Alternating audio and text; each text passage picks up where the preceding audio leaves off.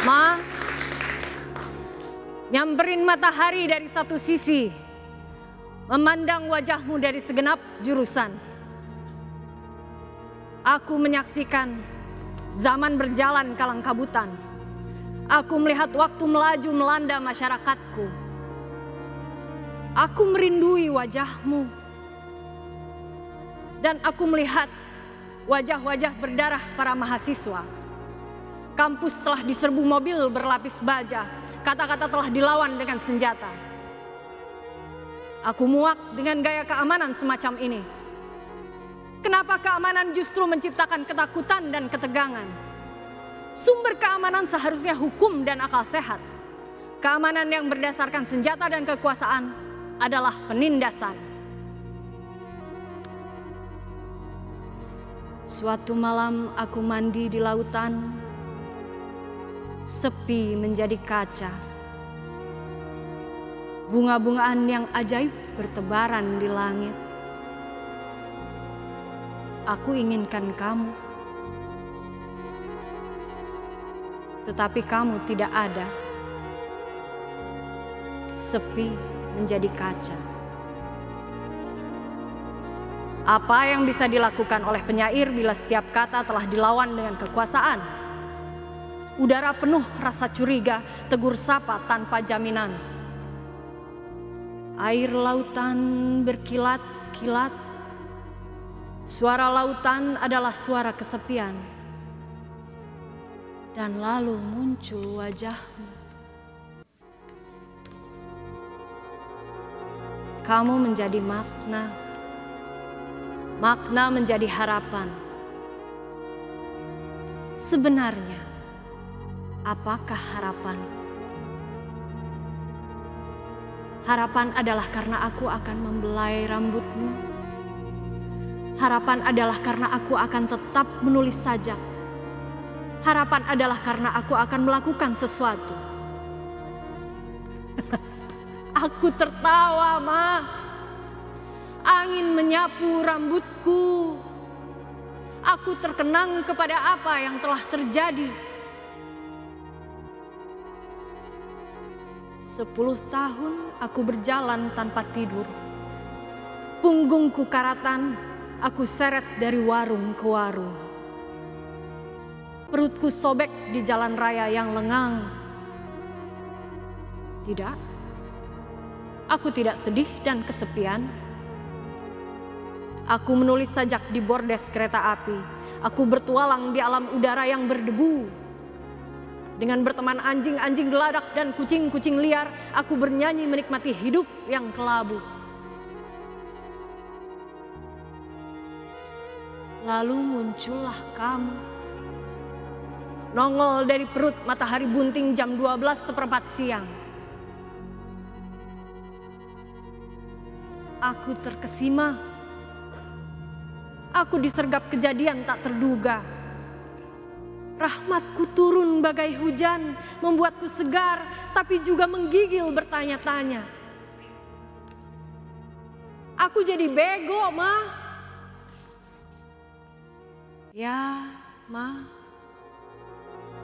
Mencintai kamu adalah bahagia dan sedih. Bahagia karena mempunyai kamu di dalam kalbuku. Dan sedih karena kita sering terpisah. Ketegangan menjadi pupuk cinta kita. Tetapi bukankah kehidupan sendiri adalah bahagia dan sedih? Bahagia karena nafas mengalir dan jantung berdetak. Sedih karena pikiran diliputi bayang-bayang. Adapun harapan adalah penghayatan akan ketegangan. Ma, nyamperin matahari dari satu sisi, memandang wajahmu dari segenap jurusan.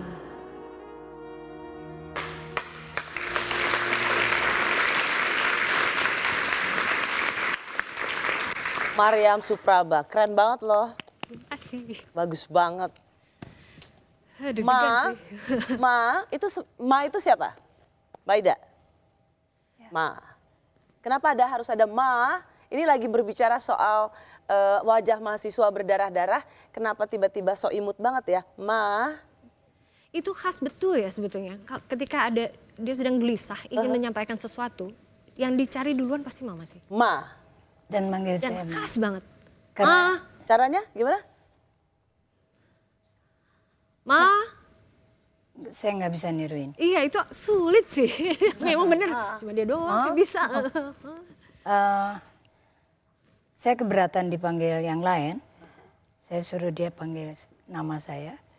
Tapi dia panggil saya Ma karena dia orang Jawa yang tata keramanya demikian rapi. Oke. Saya mau menyapa dulu, selamat malam Mas Edi Haryono, sahabatnya Mas Rendra, Teater Bengkel.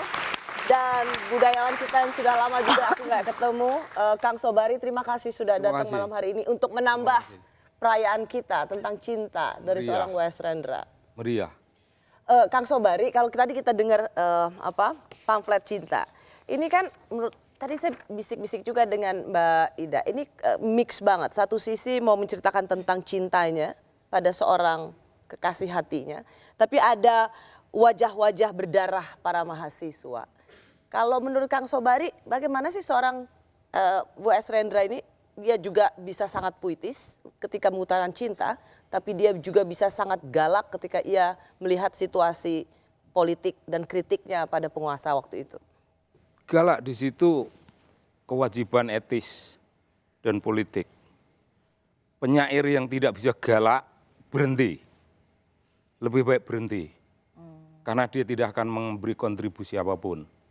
Penyair yang hanya berbicara tentang bulan dan cinta tidak akan jadi puisi.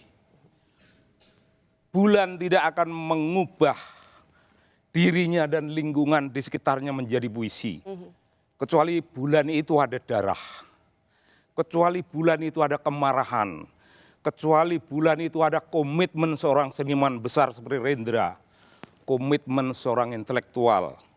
Committed citizen, committed intelektual sekaligus. Ya, itu kewajiban etik. Ya. Itu baru hidup. Saya ingat saya pernah baca Mas Willy mengatakan bahwa apa artinya puisi saya kalau saya tidak menjadi kebaikan buat masyarakat. Saya tidak menjadi saya tidak ikut bersama-sama mereka untuk merasakan penderitaan masyarakat.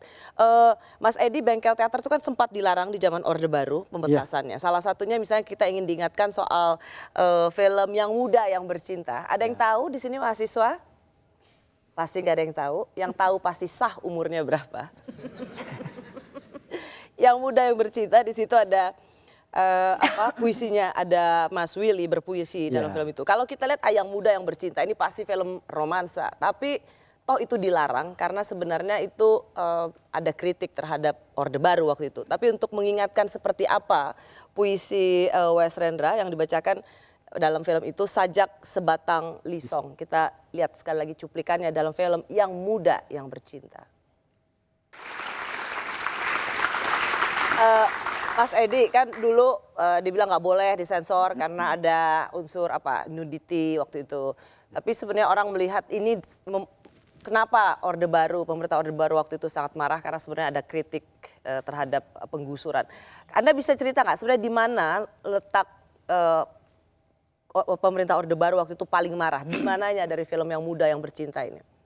Ini sebetulnya kaitannya dengan pengertian Mas Willy untuk bisa memperbaiki Orde Baru yang menurut dia itu sudah tidak fokus. Menurut Rendra itu bahwa kebudayaan itu pusatnya adalah di kampus. Kampus adalah pusat kebudayaan. Makanya sudah dari sejak tahun 70 Mas Rendra itu bergaul betul dengan mahasiswa-mahasiswa, bergaul ke kampus-kampus, dan itu titik terjadinya ini kan tahun 70. Tahun 77, kemudian nanti 78 meledak ya, karena Mas Willy baca saja, yang itu tadi yang sajanya dibacakan oleh itu pemerintah dikritik betul oleh Mas Willy, dan Mas Willy memanfaatkan gairah anak muda untuk bisa bangkit bersama, ya, bersama secara sadar menguraikan bahwa apa yang terjadi, pembangunan yang terjadi ini adalah pembangunan yang tidak berorientasi kepada tadi itu kebudayaan. Ya. Ya. Itu Termasuk proses- misalnya itu berisi tentang penggusuran Iya, semua. semua. Semua. Kan puisinya semua. Dari desa ke desa, kemudian seperti kata Pak Sobari tadi, bahwa perbuatan baik, ya kan, perbuatan baik, tapi kalau itu perbuatan baiknya dalam bentuk anggur dan rembulan, itu tidak penting, itu tidak perlu. Saat sekarang, maka kan suasananya sama Mas Willy disebut pamflet. Jadi bicaranya harus pakai pamflet. Tidak perlu panjang lebar. Ya. Jadi Mas Willy itu dari pusat, dari nuklis-nuklis, Mas Willy datangin semua. Gitu ya. Keliling itu. Ke seluruh Indonesia, ke kampus-kampus. Ya. Apa yang paling membuat Orde Baru marah? Masih ingat ya yang paling bikin meradang waktu itu puisi yang mana? Saya kira semuanya. Hampir semua ya. Ya, tapi yang paling marah sebetulnya puisi yang itu, Ibunda. Ibunda. Nah, nanti kalau ada puisinya di sini, ada yang bawa puisinya itu, saya kira mungkin dibaca itu. Yang nanti akan di akhir ini ya. Apa soalnya dengan Ibunda? Apa yang membuat Orde Baru berang betul? Iya, Mas Willy di Ibunda menggambarkan ini ternyata diktator ini itu sudah membuat kuburan-kuburan ya, untuk kehidupan mereka berikutnya. Dan sampai sekarang ada kan. Itu dikritik habis-habisan. Jadi seakan-akan kemakmuran Indonesia itu sebenarnya dikuasai oleh mereka dan dijadikan seperti itu. Ya. Kang Sobari, Mas Willy ini adalah seniman pertama yang mendapat beasiswa dan sekolah di Amerika waktu itu. Apa menurut Kang Sobari dampaknya bagi karya seni seorang Wes Rendra dan juga kebudayaan Indonesia? Mematangkan Rendra pribadi, mematangkan Rendra sebagai penyair, dan Rendra sengaja belajar ekonomi, sangat sengaja belajar ekonomi. Meskipun ekonomi itu bukan panggilan hidupnya, bukan. Tetapi dia harus tahu ekonomi supaya bisa membuat pemaknaan hidup yang mendasar. Ya. Kalau soal sosiologi, soal Bisa di mana-mana. sesuatu yang kebudayaan itu sambil tidur pun dia bisa membayangkan, tetapi ekonomi memerlukan spesifikasi. Dan itulah yang Kang Sobari lihat pengalamannya di Amerika mematangkan seorang Wes Rendra. Mematangkan Wes Rendra termasuk dalam menyikapi puisi. Tidak, dalam menyikapi drama. Drama Indonesia banyak berkata-kata tapi tidak menyampaikan apa-apa. Lalu Rendra membuat drama mini kata. Hemat kata tapi menyampaikan image, menyampaikan simbolisme yang mendalam. Nah, itu barulah pembaruan. Betul enggak, Bung? Anda yang lebih tahu. Iya. Oke.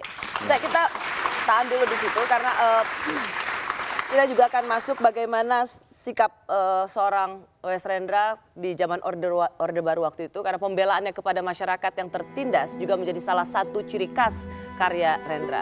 Menurutnya, apalah artinya berkesenian bila terpisah dari derita lingkungan? Apalah artinya berpikir bila terpisah dari masalah kehidupan? Kami kembali sesaat lagi.